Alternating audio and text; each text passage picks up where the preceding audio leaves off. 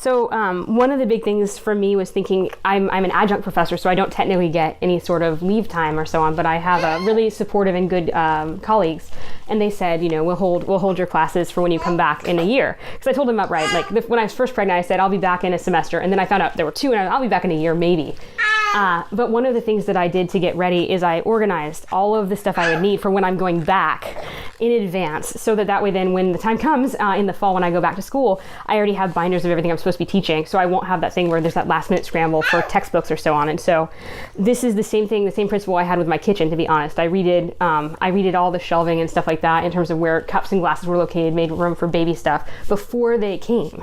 And you say, I'm tired, I'm pregnant. Yes, I understand, but you should do this stuff beforehand. So anything you can do to prep for work before you go back, or to prep your house to be perfect for babies before they actually show up, is good. And so that's what I did to prep. It wasn't, to be honest, I've been really lucky that my husband and I talked about how we wanted to arrange our family and our working schedule before we had them. And that's probably the best piece of advice I can give about work, is make sure that you and your spouse are on the same page, and then also brace yourself, because when you have them, it might change. Because initially I had said, I don't know if I'll ever go back. And now I think I'm ready to do 1 or 2 small classes that are at night. So I'm not gone from them, but I still have a finger in, the world I used to be in as well. And so I think realizing that almost everything in the first year is provisional, and you may change your mind about certain things, will help there to be a little bit less heartache. If you try to think, I'm going to have it all lined and dialed in the first month and we'll know exactly what's going to happen in a year and a half, maybe you do, but I didn't. And my understanding from my mom friends also is that's not how it works for anybody else either.